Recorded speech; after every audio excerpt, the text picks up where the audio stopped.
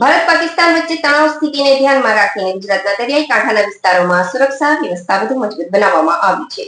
ભરૂચ જિલ્લામાં દેશના સૌથી મોટા કેમિકલ ક્લસ્ટર અને દહેજ પોર્ટ પર વિશેષ સુરક્ષા ગોઠવવામાં આવી છે. સમુદ્ર કિનારાના 3 તાલુકાના પોલીસ સ્ટેશનની ટીમ સતત પેટ્રોલિંગ કરી રહી છે. મરીન પોલીસ દરિયાઈ વિસ્તારમાં નિરીક્ષણ કરી રહી છે. ભરૂચ શહેર ડીવાયએસપી સી.કે. પટેલના જણાવ્યા અનુસાર શંકાસ્પદ પ્રવૃત્તિઓને તાત્કાલિક રોકવા માટે તમામ એજન્સીઓને એલર્ટ કરવામાં આવ્યું છે. Cyber crime police social media પર વિશેષ નજર રાખી રહી છે. દેશદ્રોહ અને ઉશ્કેરણીજનક પોસ્ટ કરનાર સામે કડક કાર્યવાહી કરવામાં આવશે.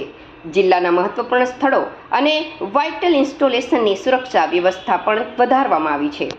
પાકિસ્તાનમાં ચાલતી આતંકવાદી પ્રવૃત્તિઓ વિરુદ્ધમાં ભારત દ્વારા જે કાર્યવાહી કરવામાં આવી અને ત્યારબાદ પાકિસ્તાન દ્વારા યુદ્ધ વિરામનો ભંગ કરી સરહદ ઉપર જે હુમલા એને ચાલુ કરેલા અને સરહદ ઉપર જે તંગદિલી ફેલાયેલી છે, એના અનુસંધાનમાં ભરૂચ જિલ્લામાં કોઈ પણ પ્રકારનો અનિચ્છનીય બનાવ ના બને તેના માટે પોલીસ અધિક્ષક શ્રી મયુર ચાવડા સાહેબે તમામ પોલીસ અધિકારીઓને જરૂરી બંદોબસ્ત અને પેટ્રોલિંગ રાખવા માટે સૂચના કરેલી છે. જે અંતર્ગત અગત્યની જગ્યાઓ પર પૂરતો પોલીસ બંદોબસ્ત રાખવામાં આવેલો છે, પેટ્રોલિંગ કરવામાં આવી રહ્યું છે, વાહન ચેકિંગ ચાલુ કરવામાં આવેલું છે.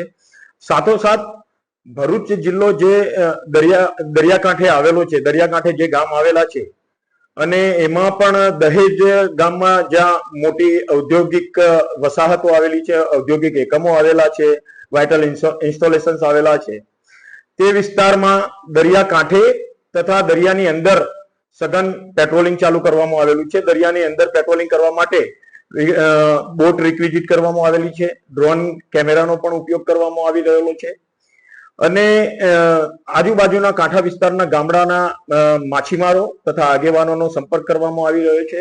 એમને કોઈ અફવામાં નહીં દોરાવવા માટે પણ એમને સમજ કરવામાં આવી રહી છે.